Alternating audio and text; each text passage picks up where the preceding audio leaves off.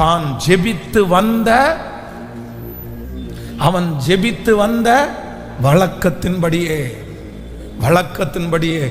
நம்மளா இருந்தா ராஜாவினிடத்திலிருந்து ஒரு லெட்டர் வந்துச்சுன்னா நம்ம காலையில ஒரு நேரம் மட்டும் ஜெபம் பண்ணிட்டு மற்ற 2 நேரமும் ஸ்கிப் பண்ணிட்டு யாரையாவது ஒருத்தரை பார்க்க போவோம், ராஜாவை பார்க்க போவோம், இல்லைன்னா இந்த பிரச்சனையை எப்படி சரி பண்றதுன்னு பார்க்க போவோம். ஆனா தானியேல் என்ன ஒரு டிசைட் பண்ணியிருந்தான்னா, எவ்வளவு பெரிய ப்ராப்ளம் வேணாலும் வந்துடட்டும், எவ்வளவு பெரிய ப்ராப்ளம் வேணாலும் இருக்கட்டும், எனக்குன்னு ஒரு நாள்ல 3 டைம் நான் டைம் ஃபிக்ஸ் பண்ணியிருக்கிறேன். காலையில நான் ஜெபிப்பேன், மதியானம் நான் ஜெபிப்பேன், சாயந்தரம் நான் ஜெபிப்பேன், 3 வேளை அது என்னுடைய ப்ரேயர் டைம்.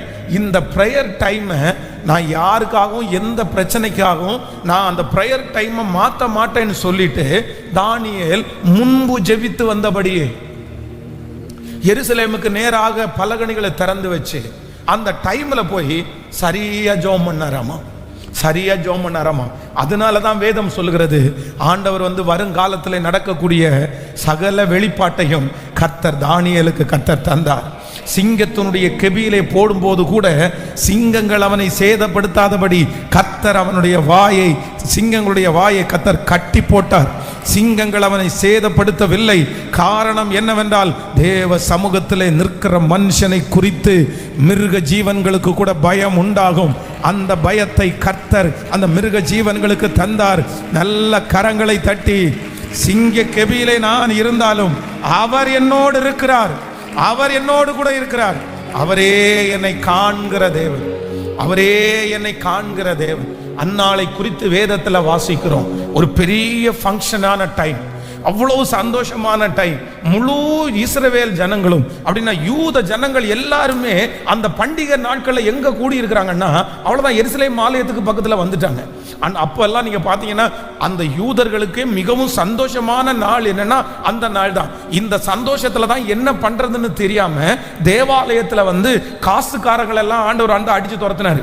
அங்க பொருளை விற்கிறது, சாப்பாடை விற்கிறது, இவங்களுடைய ஜாலி அதிகமானதுனால அதை ஒரு டூரிஸ்ட் பிளேஸாவே மாத்திட்டாங்க, அதை ஒரு டூராவே மாத்திட்டாங்க. இப்போ இந்த அன்னாளுடைய கணவனார் பெண்ணினாள், அன்னாள், பிள்ளைங்க, ஃபேமிலிங்க, இவங்க எல்லாரும் எங்க போயிருக்கிறாங்கன்னா ஒரு ட்ரிப்பு போயிருக்காங்க. இங்க எல்லாருக்குமே நல்ல சாப்பாடு இருக்குது. அப்பொழுது அந்த கணவனார் அன்னாளை பார்த்து என்ன சொல்றாரு அப்படின்னு சொன்னா, நீ ஏன் அழுது கொண்டிருக்கிறாய்? அவங்களுக்கு குழந்தை இல்லை, நீ எதுக்கு அழுதுட்டு இருக்கிற? நீ எதுக்கு இப்படி பண்ணிட்டு இருக்கிற? 10 குழந்தைங்களை விட நான் உனக்கு ரொம்ப பெருசு இல்லை, நான் உனக்கு நல்ல பையன் இல்லை, நான் உன்னை நல்லா தானே பார்த்துக்கிறேன், நீ ஏன் இந்த மாதிரி எல்லாம் வருத்தப்படுற?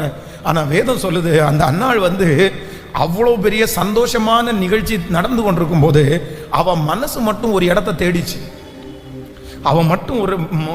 மனசு மட்டும் ஒரு இடத்த தேடிச்சு. என்ன தேடிச்சு அப்படின்னா, எங்கேயாவது ஒரு மறைவிடம் இருக்குதா? நான் அந்த இடத்துல போய் என்ன பண்ணணும்னா, என் மனசார நான் அழணும், என்னுடைய இருதயத்தில் இருக்கிறது எல்லாத்தையுமே நான் கொட்டணும், நான் ஆண்டவரோட பேசணும். உடனே டிசைட் பண்ணிட்டா. தேடும்போது ஏலி என்கிற ஆசாரியன் உட்கார்ந்துட்டு இருக்கிற அங்க லட்சக்கணக்கான பேர் எதுக்கு வந்தாங்க? லட்சக்கணக்கான பேர் எதுக்கு வந்தாங்க? ஆலயத்துக்கு தான் வந்தாங்க. ஆனா ஒருத்தர் கூட எங்க வரல சொல்லுங்க? ஒருத்தர் கூட பலிபீட தண்டையில வரல, ஒருத்தர் கூட பிரகாரத்திற்கு வரல. எல்லாரும் வெளியில இருக்கும்போது அன்னாள் ஒருத்தி மட்டும் எங்க வந்தாங்க அப்படின்னா, தேவனுடைய சமூகத்திற்கு தூரத்துல இருந்து அப்படியே தன்னுடைய இருதயத்தில் பேசி எல்லாத்தையும் கொட்டுறாங்க. ஆண்டவரே, ஆண்டவரே, ஆண்டவரே கொட்டுறாங்க. உடனே ஏலிக்கே ஒரு சந்தேகம் வருது, யாருமே வரல, நீ என்ன குடிச்சிட்டு கூட உள்ள வந்துட்டியா அப்படின்ற மாதிரி. ஆனா ஆண்டவர் அந்த இடத்துல ஒரு வார்த்தையை கொடுக்கிறார், நீ சமாதானத்தோட போ, நீ சமாதானத்தோட போ. இத்தனை பேரும் என் சமூகத்திற்கு வரல, நீ என்னுடைய சமூகத்திற்கு வந்ததினால் நீ சமாதானத்தோட போ. அடுத்த வருஷம் இந்நேரத்தில் நீ துக்கத்தோட இந்த இடத்துல வந்த, ஆனா அடுத்த வருஷம் நீ சாட்சியோட வருவாய், நீ பலத்தோடு வருவாய், கண்ணீரோட நீ வந்திருக்கிற, நீ மகிழ்ச்சியோட வருவாய், நீ ஒன்றும் இல்லாம வந்திருக்கிற, நீ ஒரு குழந்தையோட இந்த இடத்துல வந்துருவாய் அப்படின்னு ஆண்டவர் வாக்கு கொடுத்தது உண்மை. அதை நிறைவேற்றுவதற்கு வல்லவராயிருந்தார். இப்ப ஆண்டவர் யாரையோ ஒருத்தரிடத்துல பேசுறாரு. நீங்க ரொம்ப நாளா உங்களுக்குன்னு ஒரு நேரம் இருந்திருக்கலாம், உங்களுக்குன்னு ஒரு இடம் இருந்திருக்கலாம். ஆனா இப்ப அந்த இடத்தை நீங்க மறந்துருக்கலாம், அந்த நேரத்தை நீங்க மறந்துருக்கலாம். நான் கரெக்டாக 9 மணி ஆனால் தேவ சமூகத்திற்கு போயிடுவேன் பாஸ்டர். என் வீட்டில் இருக்கிற எல்லாரையும் அனுப்பிட்டு நான் அப்படியே ஒரு மணி நேரம் ஜெபத்தில் நான் உட்காந்துருவேன். ஆனால் இன்னைக்கு அது எனக்கு இல்லை. இன்னைக்கு நான் அப்படி இல்லை. இன்னைக்கு வேலை பழு அதிகமாயிருச்சு, இன்னைக்கு வேற யோசனைகள் அதிகமாயிருச்சு. ஆனால் மறுபடியும் ஆண்டவர் தனிமையிலே அழைக்கிறார். ஆண்டவர் மறுபடியும் அந்த நேரத்திற்கு அழைக்கிறார். கர்த்தர் உங்களுக்காக காத்து கொண்டிருக்கிறார். கர்த்தர் உங்களுக்காக எதிர்பார்த்து கொண்டிருக்கிறார். யாரெல்லாம் நீங்கள் வருவேன் என்று வாக்கு கொடுக்கிறீர்களோ நான் நம்புகிறேன் அவர் சமூகத்திலே நித்திய பேரின்பம் உண்டு. அவர் சமூகத்திலே விடுதலை உண்டு.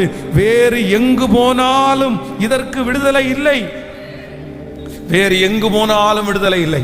வேதத்தில் யாரெல்லாம் தேவ சமூகத்தில் போனாதான் விடுதலை அப்படின்னு தெரிஞ்சுக்கிட்டாங்களோ அவங்க அத்தனை பேரும் விடுதலையை பெற்றுக்கொண்டார்கள்.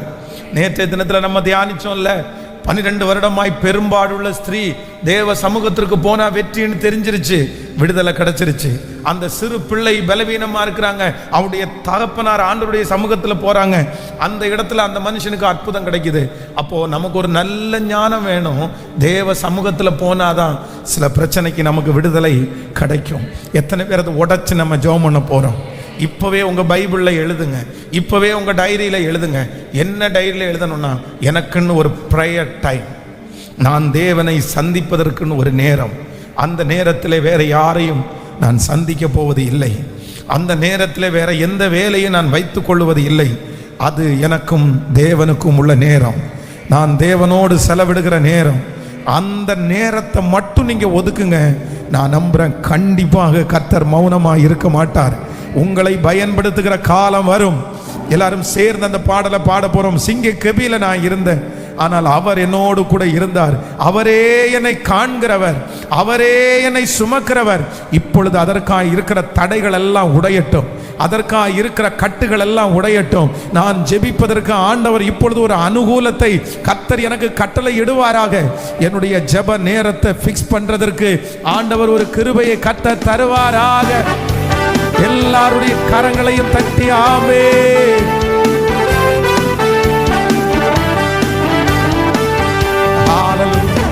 சிங்க கெபியில் நான் இருந்தேன், அவர் என்னோடு அமர்ந்திருந்தார். சுட்டெரிக்கும் அக்கினியில் நடந்தேன், பனி துளியாய் என்னை நனைத்தார். சிங்க கெபியோ சூளை நெருப்போ அவர் என்னை காத்திடுவார். சிங்க கெபியோ அவர் என்னை காத்திடுவார். அவரே என்னை காண்பவர், அவரே என்னை காப்பவர், அவரே என்னை காண்பவர், அவரே என்னை காப்பவர். சிங்க கெபியோ சூளை நெருப்போ இயேசு என்னை காத்திடுவார். ஆடுவோம். சிங்க கெபியோ இயேசு என்னை காத்திடுவார். எதிரிகள் என்னை சுற்றி வந்தாலும் தூத சேனைகள் கொண்டு காப்பாரே. எதிரிகள் என்னை சுற்றி வந்தாலும் தூத சேனைகள் கொண்டு காப்பாரே. ஆவியினால் யுத்தம் வெல்வேனே, சாத்தானை சமுத்திரம் விழுந்துமே. ஆவியினால் யுத்தம் வெல்வேனே, சாத்தானை சமுத்திரம் விழுந்துமே. அவரே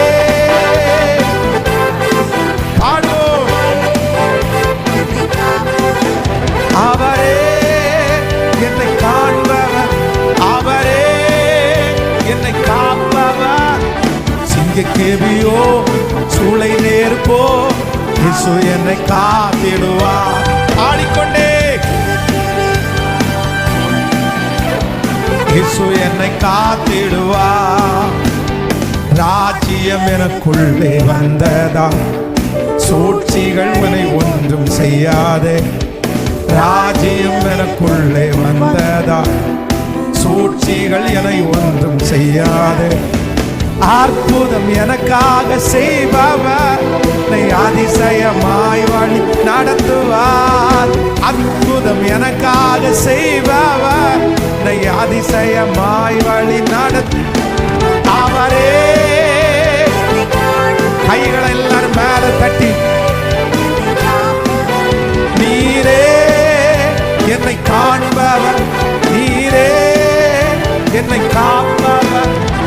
சிங்கக்கேபியோ சூளை நெருப்போ இயேசு என்னை காத்திடுவா. சொல்லுங்க, இயேசு என்னை.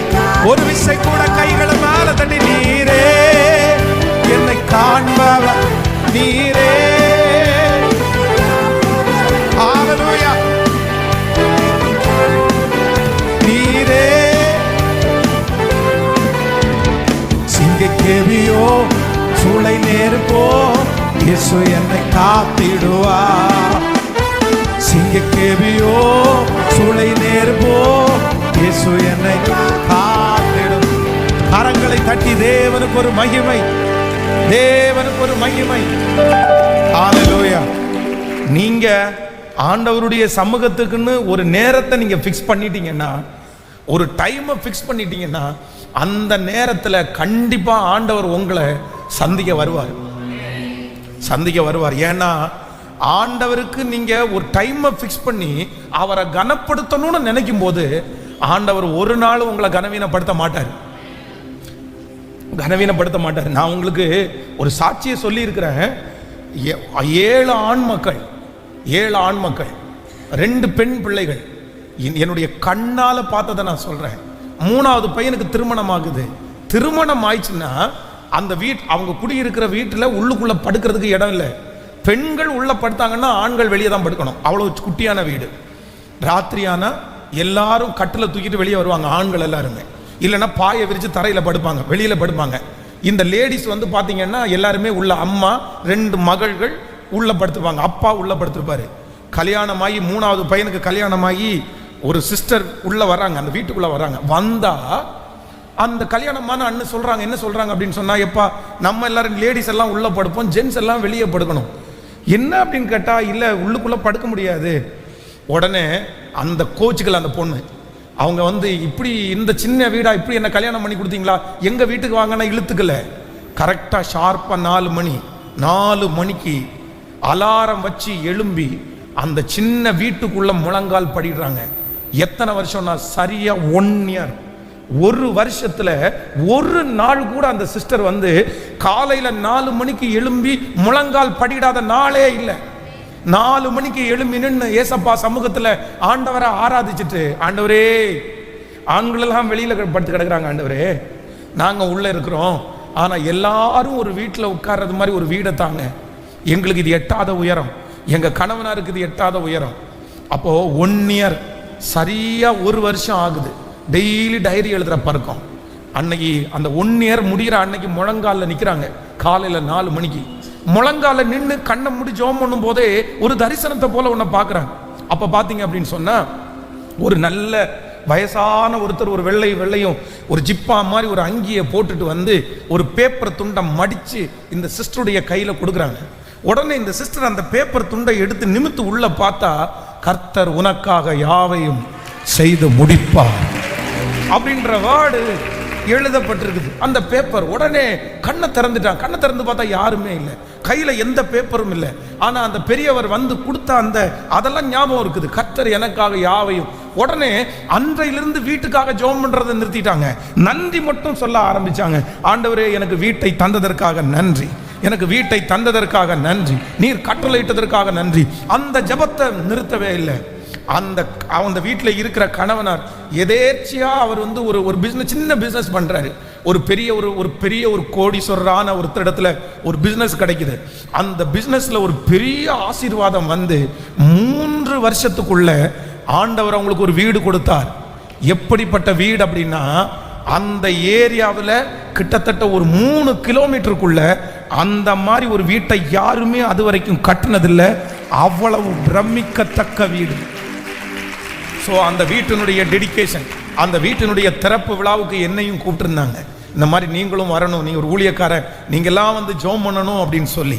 அந்த வீட்டிற்காக டெடிகேஷனுக்கு போகும்போது ஃப்ரெண்டு ஹால் திறந்து அப்படியே வாசல்ல இருந்து பார்த்தா, சர்ச்சுக்குள்ள ஒரு பெரிய வசனம் போட்டு வைப்பாங்கல்ல, சர்ச்சுக்குள்ள ஒரு பெரிய ஃப்ளெக்ஸ்ல வந்து வசனம் வச்சா எப்படி இருக்கும், அந்த வீட்டையே ஆக்குப்பை பண்றது மாதிரி முன்னாடி ஒரு வசனம், கர்த்தர் எனக்காக யாவையும் செய்து முடிப்பார். உடனே நான் அந்த சிஸ்டரை பார்த்து சொல்றேன், சிஸ்டர் வீடு ரொம்ப அழகா இருக்குது, ஆனா இந்த வசனம் இவ்வளோ பெருசா போட்டிருக்கிறீங்களே, சர்ச்சில் போடுறது மாதிரி கொஞ்சம் குட்டியாக அழகா ஃப்ரேம் பண்ணி வேணா நான் தரட்டுமா, அந்த மாதிரி போட்டா அழகா இருக்குமே அப்படின்னு. உடனே தான் இந்த சாட்சியை சொன்னாங்க, இந்த வசனம் சின்னதா போட வேண்டிய வசனம் இல்லை, இந்த வசனம் பெருசா போடணும். கர்த்தர் என் அங்கலாய்ப்பை கேட்டார், நான் குறிப்பிட்ட நேரத்திலே தேவன் எனக்காக வந்தார். ஆண்டவருடைய பிள்ளைகளை, இன்றைக்கு இந்த ஃபாஸ்டிங் பிரேயர்ல இருக்கிற யாரோ ஒருத்தரிடத்துல ஆண்டவர் பேசுகிறார். உன் பிள்ளைக்காய் திறப்பிலே நிற்கிற, உன் குடும்பத்துக்காய் திறப்பிலே நிற்க, உன் எதிர்காலத்துக்காக திறப்பிலே நிற்கிற ஒரு டைமை ஃபிக்ஸ் பண்ணுங்க, ஒரு டைமை ஃபிக்ஸ் பண்ணுங்க. ஆண்டவர் சொல்லுகிறார், அந்த ஜனத்தை விட்டு நீ வெளியே வா, அந்த காரியங்களை விட்டு வெளியே வா, அந்த வேலை பழுவை விட்டு வெளியே வா, நீ என்னிடத்தில் உட்கார்ந்து கற்றுக்கொள், நான் உனக்கு போதித்து நீ நடக்க வேண்டிய வழியை உனக்கு காட்டுவேன், உன் மேல் என் கண்ணை வைத்து உனக்கு ஆலோசனை சொல்லுவேன். எத்தனை பேர் தீர்மானம் எடுக்கிறீங்க? எத்தனை பேர் ஒரு தீர்மானம் எடுக்கிறீங்க? ஒரு டைம் இன்னைக்கு நீங்க எழுத போறீங்க, இன்னைக்கு நீங்க ஒப்பு கொடுக்க போறீங்க, பிளான் பண்ண போறீங்க. நான் நம்புறேன், கர்த்தருடைய வருகை தாமதிக்குமானால் உங்க உயர்வை என்னுடைய கண்கள் பார்க்கும். நீங்களும் ஒரு நாள் சாட்சி சொல்லுவீர்கள். கர்த்தர் அந்த நேரத்தில் உங்க முன்னாடி வந்து நிற்பார். இந்த நேரத்தை நீ எனக்காக செலவு செய்தாய் அல்லவா, நான் பார்த்து கொண்டுதான் இருக்கிறேன் என்கிறதை கண்டிப்பாக கர்த்தர் நிரூபிக்க போகிறார். கைகளை உயர்த்தி ஹல்லேலூயா. உங்க மனசுக்கு என்ன நேரம் தோணுதோ, என்ன நேரம் தோணுதோ, தேங்க்யூ ஜீசஸ், என்ன வந்தாலும் அப்படிப்பட்ட ஒரு வாய்ப்பை கர்த்தர் இப்போ எனக்கு உண்டு பண்ணி தருவீராக. நீங்க கேளுங்க, ஆண்டவருடைய சமூகத்தில் கேளுங்க. கர்த்தர் வாக்கு கொடுக்கிறார், நான் அந்த நேரத்தில் உனக்காய் காத்திருப்பேன். அந்த நேரத்தில் பரலோக தேவன் நமக்காய் காத்திருக்க போகிறார். அந்த நேரத்தில் ஆண்டவர் நமக்காய் வாக்குத்தத்தங்களை வைத்து காத்திருக்க போகிறார். அந்த நேரத்தில் அவருடைய பிரசன்னம் நம்மை மூடும். அந்த நேரத்திலிருந்து நம்ம எழும்பி வெளியே வரும்போது நம்மை மற்றவர்கள் பார்க்கும்போது கூசுகிற அளவிற்கு அவருடைய பிரசன்னத்தினால ஆண்டவர் நம்மை நிறைக்க போகிறார். கேளுங்க, ஹல்லேலூயா, ஹல்லேலூயா. தடைகளை தாண்ட பண்ணுகிற கர்த்தாவே, அப்படிப்பட்ட ஒரு கிருபையை எனக்கும் என்னுடைய குடும்பத்திற்கும் இப்பொழுது கர்த்தர் கட்டளை இடுவீராக. கேளுங்க. கர்த்தர் நிறைய பேரை பிரிச்செடுக்க கர்த்தர் விரும்புகிறார். கர்த்தர் நிறைய பேரை ரகசியங்களை பேசுவதற்கு கர்த்தர் அழைக்கிறார். இல்ல, நான் உன்னை நடத்த போறேன். நீ என்னுடைய சமூகத்தில் சொல்லுகிற அத்தனை வார்த்தைகளும் நிறைவேறும்.